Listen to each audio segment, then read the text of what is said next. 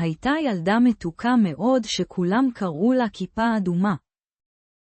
በአንድ ዘመን ሁሉን ቀይ ኮፍያ ብለው የሚጠሯት በጣም ደግ ልጅ ነበረች። በአንድ ዘመን ሁሉን ቀይ ኮፍያ ብለው የሚጠሯት በጣም ደግ ልጅ ነበረች። በአንድ ዘመን ሁሉን ቀይ ኮፍያ ብለው የሚጠሯት በጣም ደግ ልጅ ነበረች። קראו לה כך כי היא תמיד לבשה כיפה אדומה שסבתה הכינה לה. እንዲህ የሚጠሯት ሁልጊዜ አያቷ የሰራችላትን ቀይ ኮፍያ ስለምትለብስ ነበር። እንዲህ የሚጠሯት ሁልጊዜ አያቷ የሰራችላትን ቀይ ኮፍያ ስለምትለብስ ነበር። እንዲህ የሚጠሯት ሁልጊዜ አያቷ የሰራችላትን ቀይ ኮፍያ ስለምትለብስ ነበር። יום אחד אמא קראה לה. አንድ ቀን እናቷ ጠራቻት። አንድ ቀን እናቷ ጠራቻት። አንድ ቀን እናቷ ጠራቻት። כיפה אדומה, ביתי, סבתך חולה. ቀይ ኮፍያ ሆይ ልጄ አያትሽ ታማለች። ቀይ ኮፍያ ሆይ ልጄ አያትሽ ታማለች። ቀይ ኮፍያ ሆይ ልጄ አያትሽ ታማለች።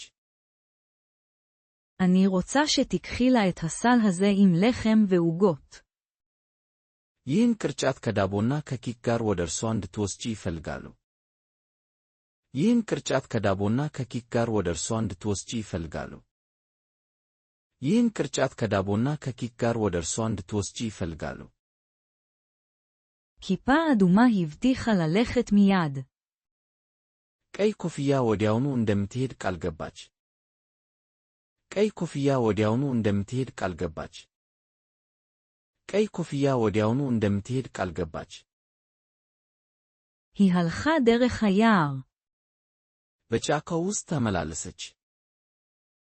በጫካው ውስጥ ተመላለሰች። በጫካው ውስጥ ተመላለሰች። בדרך היא פגשה זאב. በመንገድ ላይ ተኩላ አገኘች። በመንገድ ላይ ተኩላ አገኘች። በመንገድ ላይ ተኩላ አገኘች። הזאב שאל לאן היא הולכת. ተኩላው ወዴት እንደምትሄድ ጠየቃት። ተኩላው ወዴት እንደምትሄድ ጠየቃት። ተኩላው ወዴት እንደምትሄድ ጠየቃት። היא סיפרה לו הכל בלי פחד. ሳትፈራ ሁሉንም ነገር ነገረችው። ሳትፈራ ሁሉንም ነገር ነገረችው። ሳትፈራ ሁሉንም ነገር ነገረችው። הזאב רץ בדרך אחרת. ተኩላው በሌላ መንገድ ሮጠ። ተኩላው በሌላ መንገድ ሮጠ። ተኩላው በሌላ መንገድ ሮጠ። הוא הגיע ראשון לבית של הסבתא. ከሁሉ በፊት ወደ አያቷ ቤት ደረስ። ከሁሉ በፊት ወደ አያቷ ቤት ደረስ። ከሁሉ በፊት ወደ አያቷ ቤት ደረስ። כאשר כיפה אדומה הגיעה, הדלת הייתה פתוחה. ቀይ ኮፍያ በደረሰች ጊዜ በሩ ክፍት ነበር። ቀይ ኮፍያ በደረሰች ጊዜ በሩ ክፍት ነበር። ቀይ ኮፍያ በደረሰች ጊዜ በሩ ክፍት ነበር። היא נכנסה פנימה. ወደ ውስጥ ገባች። ወደ ውስጥ ገባች። ወደ ውስጥ ገባች። היא ראתה את סבתה במיטה. አያቷን በአልጋ ላይ አየች። አያቷን በአልጋ ላይ አየች። አያቷን በአልጋ ላይ አየች። סבתא, איזה עיניים גדולות יש לך. አያቴ እንዴት ትልቅ አይኖች አሉሽ። አያቴ እንዴት ትልቅ አይኖች አሉሽ። አያቴ እንዴት ትልቅ አይኖች አሉሽ። כדי לראות אותך טוב יותר, אמר הזאב. በተሻለ ሁኔታ ለማየትሽ ነው አለ ተኩላው። በተሻለ ሁኔታ ለማየትሽ ነው አለ ተኩላው። በተሻለ ሁኔታ ለማየትሽ ነው አለ ተኩላው። סבתא, איזה שיניים גדולות יש לך. አያቴ እንዴት ትልቅ ጥርሶች አሉሽ። አያቴ እንዴት ትልቅ ጥርሶች አሉሽ። አያቴ እንዴት ትልቅ ጥርሶች አሉሽ። כדי לאכול אותך טוב יותר. በተሻለ ሁኔታ ለመብላትሽ ነው። በተሻለ ሁኔታ ለመብላትሽ ነው። በተሻለ ሁኔታ ለመብላትሽ ነው።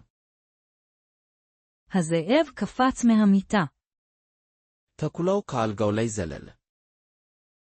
ተኩላው ከአልጋው ላይ ዘለለ። ተኩላው ከአልጋው ላይ ዘለለ። באותו רגע הגיע צייד. በዚያ ቅጽበት አንድ አዳኝ ደረስ። በዚያ ቅጽበት አንድ አዳኝ ደረስ።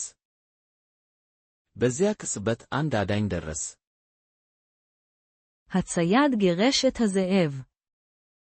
አዳኙ ተኩላውን አባረረው። አዳኙ ተኩላውን አባረረው። አዳኙ ተኩላውን አባረረው። הוא הציל את כיפה אדומה ואת סבתה. ቀይ ኮፍያንና አያቷን አዳናቸው። ቀይ ኮፍያንና አያቷን አዳናቸው። ቀይ ኮፍያንና አያቷን አዳናቸው። מאותו יום היא למדה לא לדבר עם זרים. ከዚያ ቀን ጀምሮ ከማታውቃቸው ሰዎች ጋር እንዳትነጋገር ተማረች። ከዚያ ቀን ጀምሮ ከማታውቃቸው ሰዎች ጋር እንዳትነጋገር ተማረች።